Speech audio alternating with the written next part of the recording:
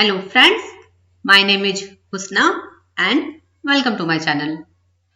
A little fish story, एक छोटी सी मछली की कहानी. There are a great many million fish in the seas. But this story is about just one of them and a very small one at that.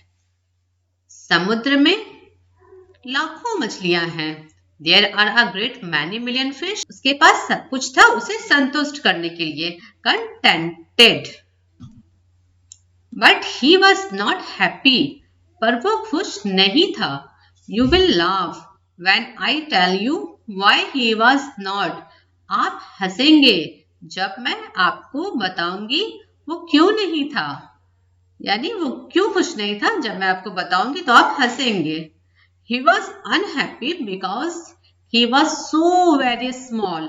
वो unhappy था क्योंकि वो बहुत छोटा था. It is very hard to be such a little mite of a fish. ये बहुत मुश्किल है इस मछली का छोटा सा ऐसा हिस्सा होना. इसको लगता है कि मैं मछली का तो एक छोटा सा हिस्सा हूं. एक छोटा सा हिस्सा को इंग्लिश में कहते हैं माइट. टू बी सच आ यानी ऐसा हिस्सा होना ये बहुत मुश्किल है. He would say over and over again. वो बार बार कहा करता था. ओवर एंड ओवर अगेन का मतलब बार बार. ही वुड से यानी वो कहा करता था. वुड यहाँ पास्ट की हैबिट दिखाने के लिए कहा जा रहा है. वुड के और भी यूजेस हैं पर यहाँ पर पास्ट की ये हैबिट दिखाने के लिए कहा गया है. If I were only larger, how much happier I could be. अगर मैं सिर्फ और बड़ा होता मैं कितना खुश हो सकता था. अगर मैं बस सिर्फ और बड़ा होता तो मैं कितना ज्यादा खुश हो सकता था. Could be यानी सकता था, हो सकता था. बी मतलब होना होता है और could can का पास्ट है. मैं हो सकता था. And he said it so many times that I think he believed it. और ये कई बार ये कहता था कि मुझे लगता है वो इस पर विश्वास करता था. यानी उसको इस बात पर विश्वास, मुझे लगता है जिसने ये स्टोरी लिखा है वो कह रहा है आई थिंक कि मुझे लगता है he believed it. वो इस पर विश्वास करता था. यानी उसे ऐसा लगता था कि अगर मैं बड़ा होता तो मैं बहुत खुश हो सकता था. One day he was swimming along with the rest of his school. एक दिन वो अपने मछली के समूह के बाकी लोगों के साथ तैर रहा था. स्विमिंग का मतलब was swimming का मतलब तैर रहा था. along साथ साथ, with के साथ. रेस्ट का मतलब यहाँ क्या है? रेस्ट का मतलब होता है बाकी. रेस्ट जो आराम होता है उसकी स्पेलिंग भी सेम है पर रेस्ट का मतलब बाकी भी होता है. और यहाँ पर जो स्कूल है, स्कूल का मतलब है मछलियों का समूह, एक बड़ा समूह. मछली के बड़े समूह को भी स्कूल कहते हैं और विद्यालय को भी स्कूल कहते हैं जिसकी स्पेलिंग भी सेम होती है. एंड थिंकिंग और सोच रहा था. वाज की बात है इसलिए सोच रहा था. नो डाउट कोई शक नहीं. How much more the larger fish had to be thankful for than he. कोई शक नहीं कि उसकी तुलना में बड़ी मछलियां ज्यादा शुक्रगुजार हैं. हैड मतलब हो चुकी थी यानी उससे ज्यादा वो शुक्रगुजार हो चुकी थी. उसको ऐसा लगता था. When suddenly जब अचानक से, with no warning बिना किसी वार्निंग के, they found themselves in the meshes of a great net. बिना किसी वार्निंग के उन्होंने खुद को, यानी they found themselves, एक से ज्यादा वो मछलियां थी ना, ग्रुप में वो सारी लोग थी, तो उन्होंने खुद को पाया in a meshes of a great net, एक बड़े से जाल के फंदे में. मैश मतलब होता है फंदा और मैशेस मतलब फंदे यानी जाल में बहुत सारे फंदे होते हैं। ऑफ अ ग्रेट नेट, बड़े से जाल।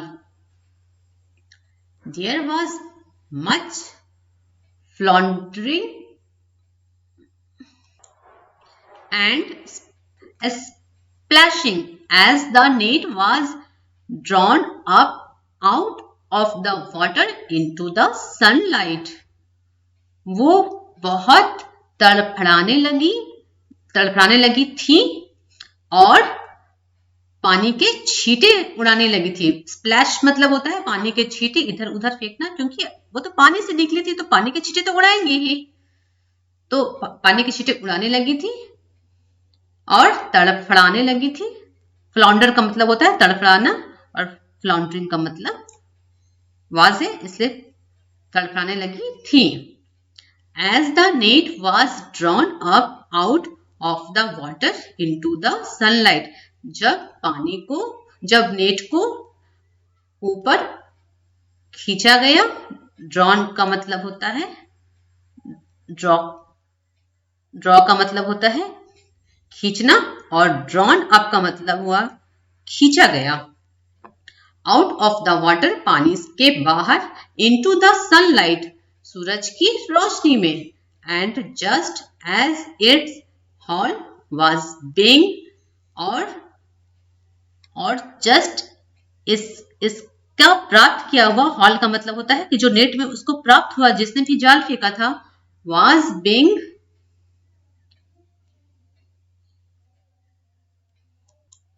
emptied into the boat, और जो प्राप्त हुआ था उसे जस्ट जब बोट में यानी नाव में जब उसे खाली किया जा रहा था, being emptied का मतलब होता है empty होता है ना, empty, EMPTY, empty का मतलब खाली, जैसे कि मैसेज empty, ऐसा कभी आपने देखा होगा मोबाइल में empty, तो उसी से ये बना है emptied। emptied मतलब खाली किया जा चुका होना, यानी कि पास्ट है ये, डन वाला जो होता है emptied।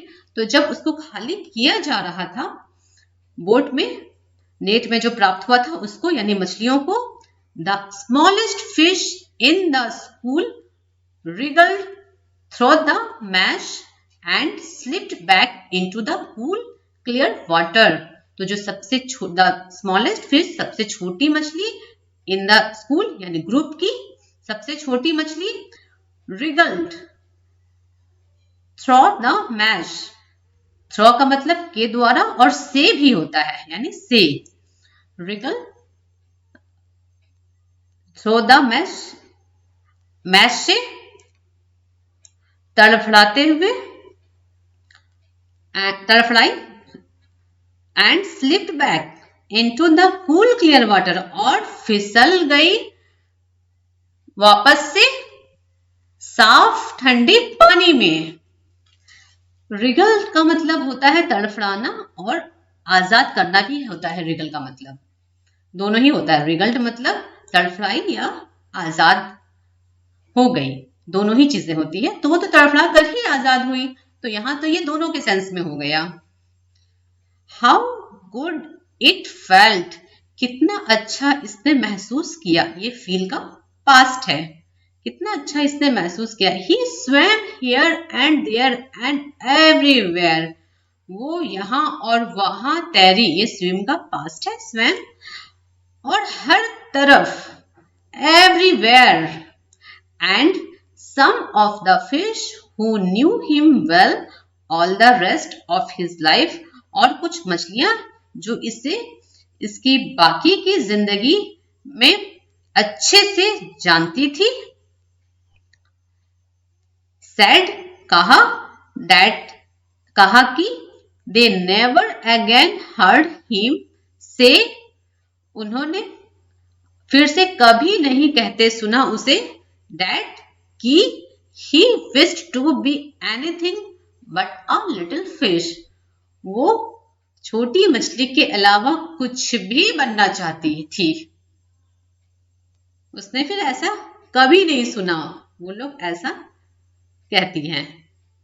फिश हु न्यू यानी जो उसे जानती थी वेल अच्छी तरह से, all the rest of his life उसके बाकी की जिंदगी में, सैड डैट कहा कि वो कहती है कहा कि दे नेवर अगेन हर्ड वो उन्होंने कभी नहीं सुना, हर्ड का मतलब होता है सुना, ये हियर का पास्ट है, हिम उसने उसे कभी भी नहीं ऐसा सुना कहते हुए से दैट ही विस्ड कि वो कभी चाही है टू बी एनीथिंग कुछ भी बनना बट अ लिटिल फिश के अलावा, ठीक है, क्योंकि उसको फायदे समझ में आ गए लिटिल फिश होने के। वीडियो अच्छी लगे तो प्लीज लाइक कर दीजिएगा और चैनल को भी सब्सक्राइब जरूर कर लीजिएगा।